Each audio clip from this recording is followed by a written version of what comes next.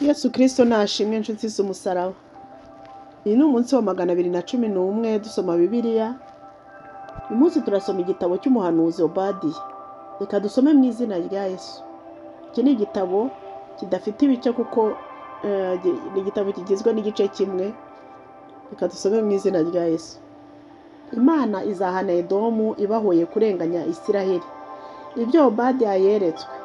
Ibi ni byo Uwiteka Imana ivuga kuri Edomu. Twumvise ubutumwa buvuye ku Uwiteka, kandi intumwa yatumwe mu mahanga ati, nimuhaguruke kandi natwe duhaguruke dutere ubwo bwoko. Dore mu yandi mahanga nakugize ishyanga rito, urahinyurwa cyane. Ubwibone bw'umutima wawe bwaragushutse, weho utuye mu bisate by'urutare, ukaba mu buturo bwo hejuru cyane, ukibwira mu mutima wawe uti, ninde wamanura akangeza hasi?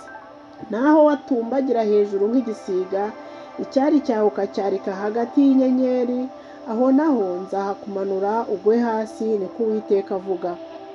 Abajura iyo baguteye cyangwa abambuzi baguteraniyeho mu ijoro, ukaba waraciwe, aho ntibakwiba kugeza ubwo bihaza. Abasaruzi b'imizabibu baje iwawe, ntibagira imizabibu basiga yahumbwa.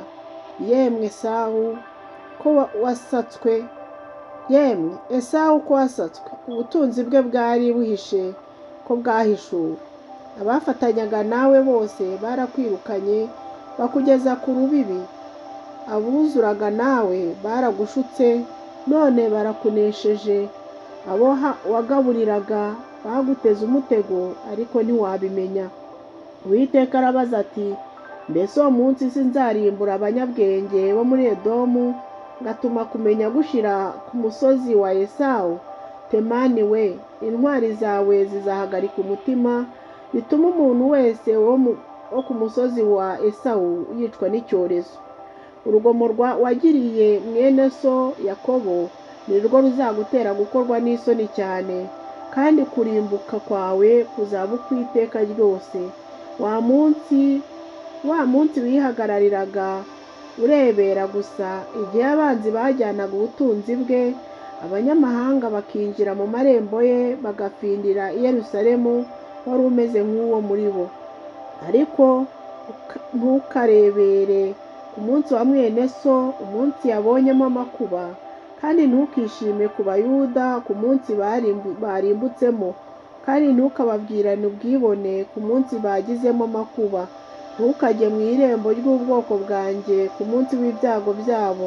Ni ukuri, ntukarebere amakuba yabo ku munsi w'ibyago byabo, kandi ntugasahure ubutunzi bwabo ku munsi w'ibyago byabo. Ntugahagarare mu mahuriro y'inzira kuhicira impunzi ze, kandi ntugatange abe bacitse ku icumu ku munsi w'amakuba yabo. Kuko umunsi w'Uwiteka uri hafi, uziye amahanga yose. Uko wagenje niko uzagenzwa, ibyo wagize bizagusubira ku mutwe. Uko wanywereye ku musozi wanjye wera, niko abanyamahanga bose bazajya banywa iteka. Ni ukuri bazanywa bagotomere, kandi bazamera nk'abatigeze kubaho. Ariko ku musozi wa Siyoni hazaba abarokotse, kandi hazaba hera. Ab'inzu ya Yakobo bazasubirana ibyabo, kandi ab'inzu ya Yakobo bazaba umuriro, n'ab'inzu ya Yosefu babe ikirimi cyawo, n'ab'inzu ya Esawu bazaba nk'umurama. Bazabatwika bakongoke, ndetse ab'iyo nzu ntawe uzasigara, kuko byavuzwe n'Uwiteka. Kandi ab'ikusi bazigarurira umusozi wa Esawu, n'abatuye mu gisiza bahindure igihugu cy'Abafilisitiya. Bazigarurira igihugu cya Efurayimu n'igihugu cy'i Samariya, n'Ababenyamini bazahindura i Galeyadi. Kandi abo muri izo ngabo z'Abisiraheli bagiye mu Banyakanani ari imfate, bazigarurira igihugu kugeza i Sarefati, n'ab'i Yerusalemu bajyanywe ari imbohe bazaba i Sarefati.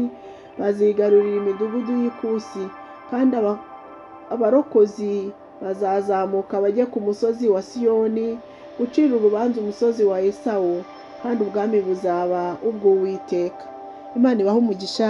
Twari turimo dusoma igitabo cy'umuhanuzi Obadiya, turagisoje.